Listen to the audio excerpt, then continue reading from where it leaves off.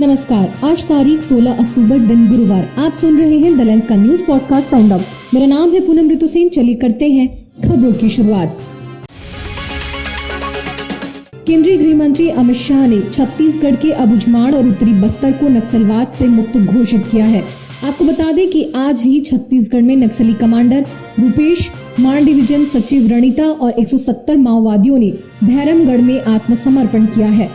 कल जगदलपुर में मुख्यमंत्री विष्णुदेव साय और उप मुख्यमंत्री विजय शर्मा की मौजूदगी में ये नक्सली हथियार डालेंगे। डिप्टी सीएम विजय शर्मा ने कहा कि सरेंडर करने वालों का लाल कालीन बिछाकर स्वागत होगा।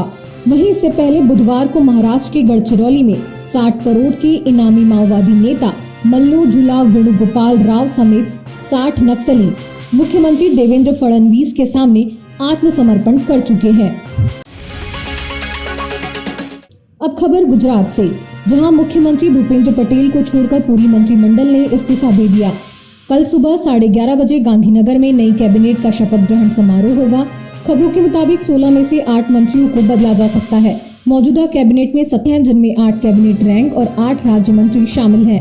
भाजपा ने सभी विधायकों और मंत्रियों को 2 दिन तक गांधीनगर में रहने को कहा है। नए मंत्रियों को फोन के जरिए सूचना दी जा चुकी है। शपथ समारोह में केंद्रीय गृह मंत्री अमित शाह और भाजपा अध्यक्ष जेपी नड्डा मौजूद रहेंगे। वहीं आज रात सीएम आवास पर बैठक के बाद नए मंत्रिमंडल की सूची तैयार की जाएगी। उधर बिहार विधानसभा चुनाव के पहले चरण के नामांकन की अंतिम तारीख कल 17 अक्टूबर है, लेकिन महागठबंधन में सीट बंटवारे पर अभी तक सहमति नहीं बन पाई है। आज सुबह कांग्रेस नेता राहुल गांधी और पार्टी अध्यक्ष मल्लिकार्जुन खड़गे ने आरजेडी प्रमुख लालू प्रसाद यादव से फोन पर बात की। सूत्रों के मुताबिक तेजस्वी यादव दिल्ली में कांग्रेस के नेताओं से मुलाकात कर सकते हैं। राहुल गांधी ने दोनों पार्टियों के लिए संतुलित फॉर्मूला तैयार करने पर जोर दिया। कांग्रेस ने 60 सीटों की मांग की है, जबकि आरजेडी 52 सीटें देने को तैयार है। इधर राजस्थान के जैसलमेर बस हादसे में मृतकों की संख्या 22 हो गई और 5 घायल वेंटिलेटर पर हैं। मृतकों में एक सैनिक का पूरा परिवार और एक स्थानीय पत्रकार भी शामिल है। 54 वर्षीय भागा बानो का गुरुवार सुबह इलाज के दौरान निधन हो गया, जिससे मृतकों की संख्या बढ़ी। जोधपुर के अस्पताल में 5 लोग वेंटिलेटर पर हैं, जबकि 8 अन्य की हालत नाजुक है। एक शव की पहचान अब तक नहीं हो सकी। वहीं परिवहन विभाग ने बसों की सुरक्षा जांच तेज कर दी है और 66 बसें जब्त की गई। केंद्रीय सड़क परिवहन संस्थान की टीम शनिवार रविवार को हादसे की तकनीकी जांच करेगी। 2025 के हेनली पासपोर्ट इंडेक्स रैंकिंग में भारत अब 80वें से 85वें स्थान पर आ गया है।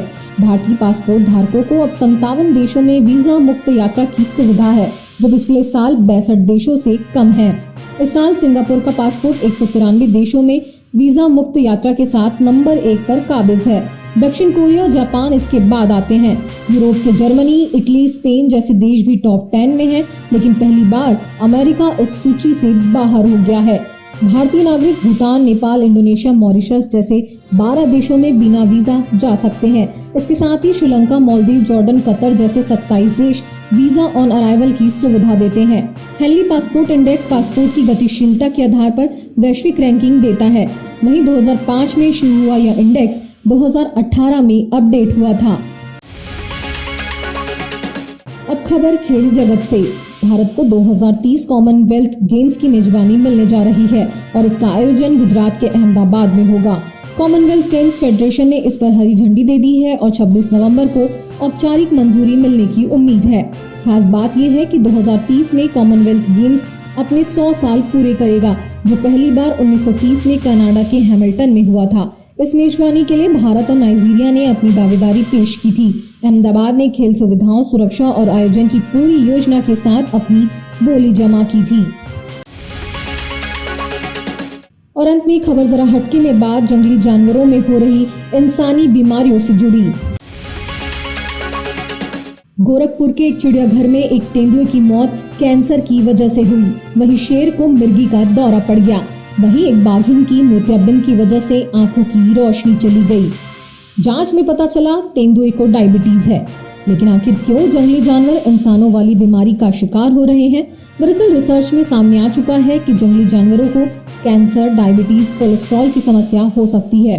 जंगली जानवरों में टीबी, हार्ट अटैक की समस्या भी होती है। वहीं भालुओं में हाई कोलेस्ट्रॉल की समस्या देखने को मिली है। एक्सपर्ट्स के अनुसार इंसानी बीमारी का शिकार वही जानवर हो रहे हैं जो चिड़ियाघर या फिर किसी बाड़े में रखे गए हैं, जहां उन्हें नेचुरल खाना नहीं मिल रहा है, बल्कि इंसान के द्वारा तैयार की गई डाइट दी जा रही है। जंगल में जानवर तब खाना खाते हैं जब उन्हें भूख लगती है, लेकिन चिड़ियाघर या बाड़े में मालिक जब खाना देता है तभी वे खाना खाते हैं। जंगल में खाने के लिए उन्हें शिकार करना पड़ता है, लेकिन यहाँ बिना कुछ किए ही उन्हें खाना मिल रहा है। चिड़ियाघर में घूमने फिरने के लिए भी ज्यादा जगह नहीं है, इसी वजह से वे इंसानी बीमारी का शिकार हो रहे हैं। जंगली जानवरों में डायबिटीज की समस्या पर एनवायरो लिटरेसी की रिपोर्ट में बताया गया है।